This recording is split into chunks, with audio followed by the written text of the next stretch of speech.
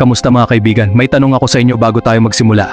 Nangyari na ba sa inyo na nag-aaway kayo sa isang mahalagang tao sa buhay nyo? Tapos bigla na lang siyang naging tahimik. Wala nang sagot sa text, wala nang chat, parang naglaho na lang siya sa mundo nyo. Kung naranasan mo na ito, alam mo kung gaano kasakit yung pakiramdam na parang nawawalan ka ng linaw sa isip mo. Nagtatanong-tanong ka na lang sa sarili mo kung ano ba talaga ang mali, kahit hindi mo alam ang sagot. May pangalan pala ito at tinatawag itong silent treatment. Sa video na ito, pag-uusapan natin kung ano talaga ang silent treatment at bakit ginagamit ito ng ibang tao bilang isang paraan para makontrol ang damdamin mo. Titingnan din natin ang psychology sa likod nito at kung paano ito nakakaapekto sa isip ng taong nasa kabilang panig.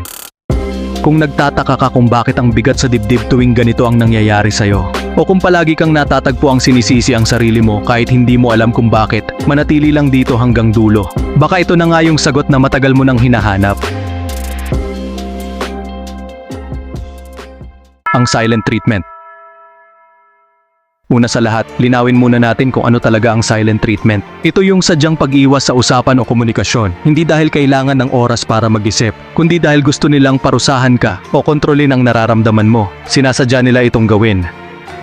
Ngayon, mahalagang malaman din natin ang pagkakaiba nito sa isang healthy na paraan ng pag-space out. Kasi minsan, normal lang talaga na may taong kailangan muna ng oras para makapag-isip bago sila makipag-usap ulit. Hindi lahat ng katahimikan ay galit o parusa. Ang malaking pagkakaiba ay nasa communication. Kung sinabi niya sa'yo na, kailangan ko lang ng oras, babalikan kita pagkatapos, malinaw yon at may respeto sa'yo. Pero kung basta na lang siyang mawawala ng walang paliwanag at gagawin niya itong paulit-ulit tuwing may away, doon na papasok ang silent treatment bilang weapon.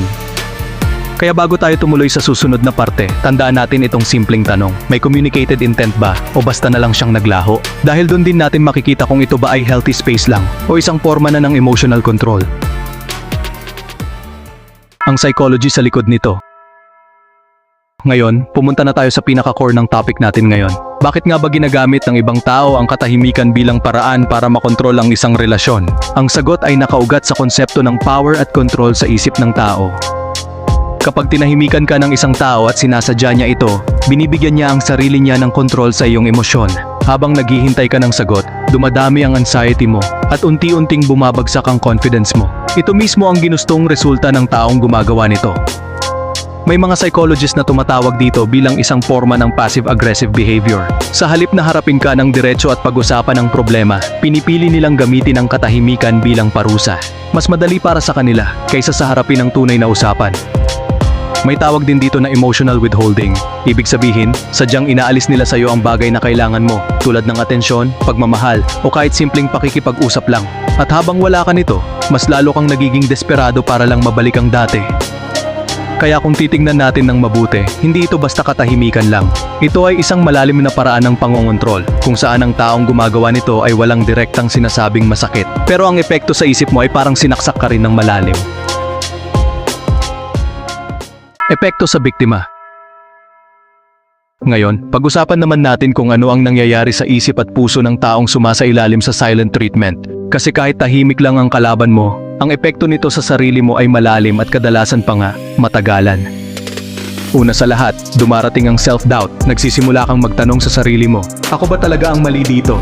Kahit alam mo sa puso mo na hindi naman ganun kalaki ang ginawa mo, unti-unti kang nako-convince na baka nga ikaw talaga ang may sala. Sunod dito, dumarating ang anxiety at pagmamakaawa. Gusto mo na lang bumalik sa dati, kahit anong mangyari, kaya minsan ikaw pa ang humihingi ng tawad, kahit hindi mo naman kasalanan, basta't mawala lang ang bigat na nararamdaman mo. At kung paulit-ulit itong nangyayari, unti-unti itong nakakaapekto sa self-worth mo. Nagsisimula kang maniwala na wala kang halaga, o kailangan mong sumunod palagi para lang hindi ka iwanan. Dito na rin nagsisimula ang tinatawag na codependency. Kaya kung sa ngayon, naramdaman mo na ang lahat ng to, alam mo bang hindi ka nag-iisa? Marami ang nakaranas ng ganito, at ang unang hakbang para makaalis dito ay ang pagkilala mismo sa pattern na ito. Paano makilala kung weapon na ito? Ngayon, paano mo nga ba malalaman kung ang katahimikan na to ay ginagamit na bilang weapon? Hindi lang basta pangangailangan ng space. May ilang palatandaan tayong pwedeng tignan para malinawan ang sitwasyon mo. Una, walang malinaw na paliwanag. Kung basta na lang siyang nawawala ng hindi man lang sinasabi kung bakit o kung gaano katagal, malaking senyales na ito ay hindi na healthy space kundi parusa na sinadya.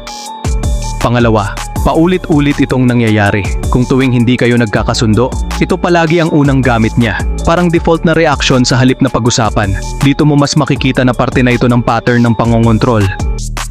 Pangatlo, ginagamit nila ito bilang parusa, hindi bilang pahinga. May malaking pagkakaiba kung ang tao ay tahimik dahil kailangan niyang mag-isip, kumpara sa taong sadyang tumatahimik para lang makita kang naghihirap at humihingi ng tawad.